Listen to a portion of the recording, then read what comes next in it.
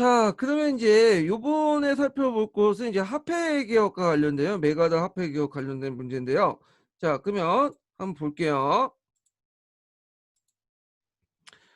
자, 기읒과 디귿에 대한 진술한 곳으로 옳은 것은 대개 우리나라는 땅이 좁고 인구가 적은데 가보년에 은본이 실시한 법을 공포한 이래 상평전과 은하 등 화폐의 종류가 많아졌습니다. 그 많은 화폐 중에 은하를 보존하는 화폐만이 세상에 통용되고 있습니다. 요때 이제 은하를 보존하는 화폐는 뭐와 관련은 백동화를 얘기하죠. 백동화. 원래는 그게 주가 아니었는데 은이 적다 보니까 은하는 발행 못하고 백동화를 되게 많이 발행을 했죠. 자, 이 화폐는 명목상 이전 오픈이라고 되어 있습니다. 그러니까 상평통볼 기준으로 얘기를 하는 거예요. 그러나 실제 가치는 더 떨어진 오픈에 불과한 악화이며 질 떨어지는 이제 화폐라는 것이죠. 그 가치는 날로 하락하고 있습니다. 자, 이 폐단을 막기 위해서 법으로 금을 본위화폐로 삼겠다는 발표한 적이 있었지만 미처 실행하지 못했는데 이제 이 일을 실행하여 금본위화를 통용하는 것은 확실한 대책은 없습니다. 뭐 이런 내용들인데요. 자, 그러면 이제 관련된 내용을 좀 볼게요. 잠깐만요.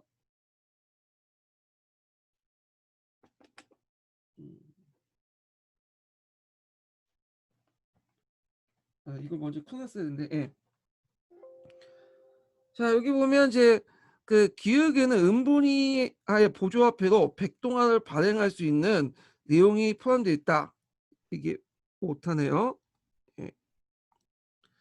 자, 여기 보면 맞죠? 은본위제를 실시한 법이라는 것은 뭐냐면 이제 그 예전에 이제 실시했던 이제 신식화폐 발행 장정을 얘기하죠. 요게 은하가 본위화폐로 하고 백동화, 적동화, 황동화를 보조화폐로 해요. 예, 그 내용이 있어. 그래서 요거 금방 답이 나오죠. 자, 그 다음에 니은의 형상이 확산되는 가운데 확산되는 걸 방지하기 위해서 정부는 신식화폐 발행 장정을 공표했다. 이 백동화 인플레이션을 확산을 막기 위해서 그렇다는데 백동화 인플레이션을 확산을 막기 위해서 신식화폐 발행 장정을 공포한 게 아니라 이미 신식화폐 발행 장정을 공포하고 나서 백동화를 만들고 그 다음에 일이죠.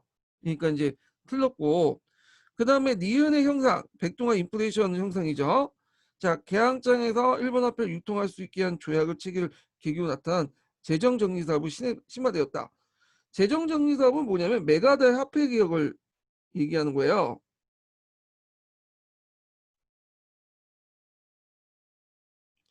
자, 메가다 화폐 개혁은 뒤에도 또 나와 있는데 이걸 다른 말로 재정정리 사업이라고 해요. 근데 오히려 이 재정정리 사업 결과 이 백동화 인플레이션이 정리됐죠. 왜냐하면 이제 백동화를 다 없애고 이 당시 제일은행권 교환했기 때문에 그렇기 때문에 요거는 좀 많이 틀려요. 그러나 디귿은 통관부가 외액을 금지시키면서 사라졌다가 화폐 정리 사업 이후에 다시 유통되기 시작했다. 예. 자, 외액이라는 것은 아까 제가 예전에 시간에서 얘기한 것처럼 그 당시에 정부의 세금을 거둘 때 세금 징수하고 나서 그걸 뭐냐면 누구한테 줘야죠? 중앙정부에 갖다 줘야 되잖아요. 지방에서 세금을 징수하면. 근데 그것을 본인이 이제 간에도 직접 전달하는 게 아니라 누굴 시키면 상인한테 시켜. 이 상인이 제때 갖다 주지 않고 보통 몇 달 이렇게 늦게 갖다 줘요. 그 과정에서 유용하거나 다른 데 써먹거나 횡령할 수 있죠. 자, 근데 이걸 이제 이게 별로 좋은 간섭은 아니죠. 이 좋지 않은 간섭을 언제 없애냐면 화폐 정리 사업 이후에 없애. 근데 이제 화폐 정리 사업이 이제 이후에는 백동가 다 정리됐기 때문에 뭐냐면 이게 유통됐다는 건 말이 안 되는 거죠. 예. 자, 그 외액하고 백동화 인플레이션하고는 관련이 없어요. 예, 그런 것들 이제 기억을 해두시고 외액 자체가 시험 문제 나올 수 있어요. 이 부분이. 예. 요거는 그 요 신통로니까 신한국사 특강인가 신특강 예, 신특강에 있는 내용이더라고요. 외액은 그리고 국편위에도 있어요. 국편위 내용이 더 자세해요. 그럼요. 그다음 한려은행 설립으로 니은 형상이 심화되니까 통관물 이해 대응해서 디귿의 주주를 유통 확대시켰다. 일단은 한려은행하고 백동아 인플레이션은 관련이 없어요. 백동아 인플레이션은 두 가지 이유 때문에 했는데, 첫 번째가 정부가 너무 많이 발행해서 찍어내서, 두 번째가 위조화폐 때문이죠. 일반 상인들이나 하여튼 여러 가지 명목 위조화폐가 많아. 그래서 한려은행하고 관련 없고, 그리고 통관부가 이에 대응해서 디귿을 주조 유통을 하려고 했던 곳은 근본이야 또 이거 제일은행 건이죠.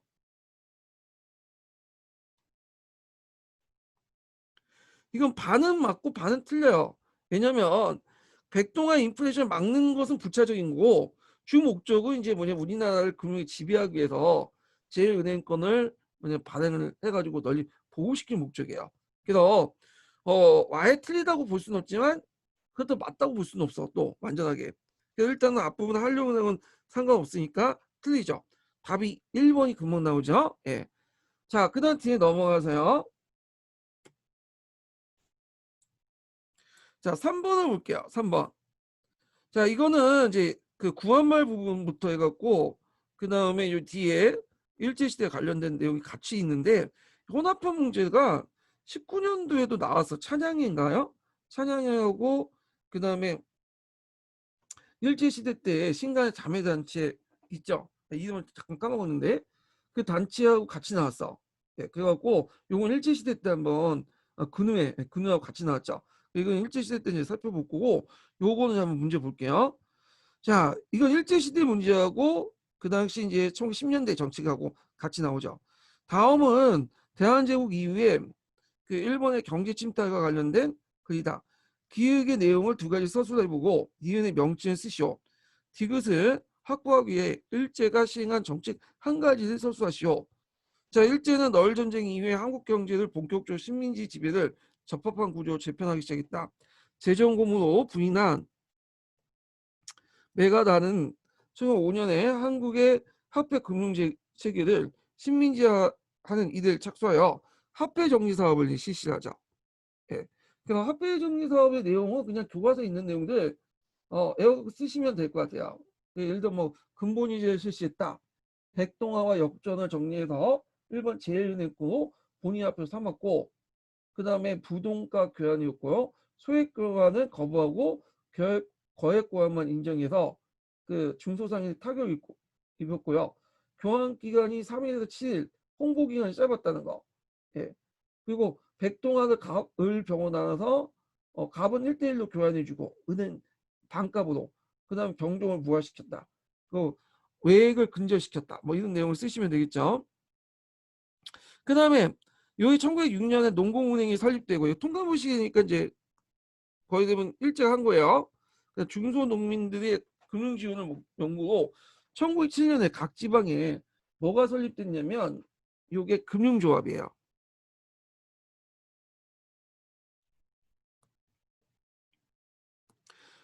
이게 이제 시험문이 나왔는데, 예전에 이제 제가 시간 그 강의 시간 때 금융조합 좀 설명했는데, 요거는 이제 그 공무원 기출에도 좀 나왔더라고요. 은근히. 그리고 한국 근현대사 교과서에 있어요. 금융조합이나 명칭이. 이 금융조합은 뒷날 지금 하는 농협이죠. 농협.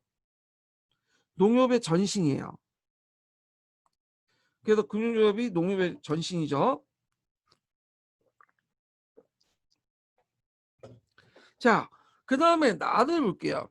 데라우치 마사타케. 이 사람은 언제 총독이 됐던 사람이냐면 1910년대 총독이 됐던 사람이야. 그래서 요거는 1910년대 농업정책과 관련된 내용인데요. 이 사람은 좀 1910년에 통감을 했다가 항해 병탄 이후에 일대 총독을 지냈던 인물이에요. 그래서 이제 요때 그 몰려오면 우리나라를 일종의 면화 원료와 그 당시 생산한 면화 원료를 얻기 위한 어떤 그 한국 농업 구조를 강제로 개편성하려고 노력했던 사람인데, 그래서 그 당시 무단 통치 시기의 공포 정치였잖아요. 이걸 이용해서 일제 행정력과 경찰력을 동원해서 강제로 실행을 했죠. 그래서 쌀 같은 경우에도 일본인들 입맛에 맞는 조식력 있는 몇 가지 품종들만 강제로 보급했고요.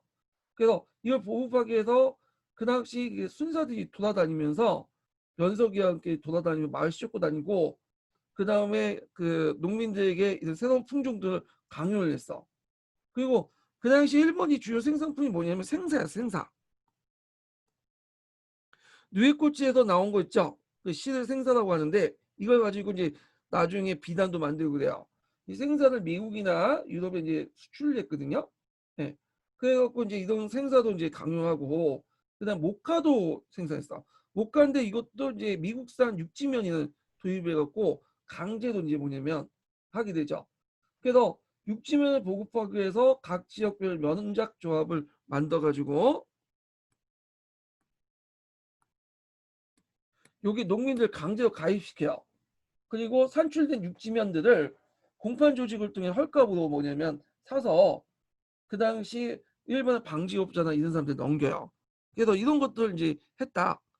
자, 그래서 이제 이런 그 총독 재임 시기 때 일제는 일본의 산업화 과정에 필요한 노동자의 식량, 명방지 원료, 공산품 판로를 확보가 있다. 그러니까 전형적인 식민지 구조죠. 원료 공급 기지와 그 다음에 상품 시장 역할을 하게 된 거죠.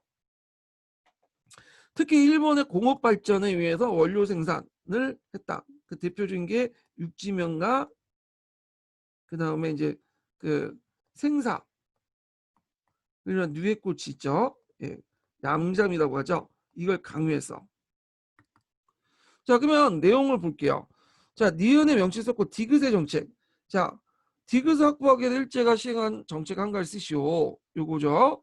그래서 이제 디귿 면방직업이니까 면방직업은 목화와 관련돼 있죠. 그러면 이제 뭘 쓰셔야 되냐?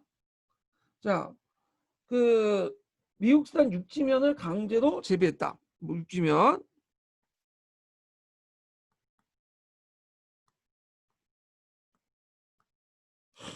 육지면 보급하기 위해서 면작조합을 만들었죠. 아까 지금 얘기한 그 면작조합. 예. 그래서 농민을 강제로 가입시키고 산출된 육지면을 공판 조직을 통해서 갖다 팔았죠. 싸게. 요런 내용을 쓰시면 될 것 같아요. 예. 자, 근데 어떤 분은 요걸 답을 구성할 때 요걸 이렇게 쓰셨더라고요. 그 당시 이제 육지 뭐 뽕나무를 강제로 보급하여 농가에 누에를 사육하겠다. 맞긴 맞아요. 근데 이거는 답으로 될 수가 없어. 왜냐면 사실관계는 맞지만 요 당시 물어본 게 면박지거든요. 뽕나무는 뭐와 관련된 거야? 누에꽃이는 이거는 견지목 생사와 관련된 거죠. 예. 그렇기 때문에 이거는 답이 맞지가 않아요. 그래서 여기 지문을 볼 때 지문에 한정돼서 이렇게 답변을 하셔야지 답이 되거든요. 자, 그래갖고 디귿 전체 이렇게 쓰시면 되고. 자, 그 다음에 4번을 볼게요. 4번. 이게 마지막 문제 같은데 철도와 관련된 내용이죠. 자, 기획에 공통된 들어갈 명칭을 쓰고 이연에 들어갈 명칭을 쓰시오. 자, 프랑스로 넘어갔던 경의철도 부설권에 대해서 해소한 대한제국은 그 아까 서북철도국이 있죠. 이 서북철도국 이용익이라는 사람이 그 만든 정부기관인데, 자, 설치해 경의철도를 부설하려고 했다. 한편 박기종을 비롯한 민간 자본가들, 관료들은 뭘 건설해서 이 회사 이름을 써야 되는데, 자, 이건 대한철도에서요.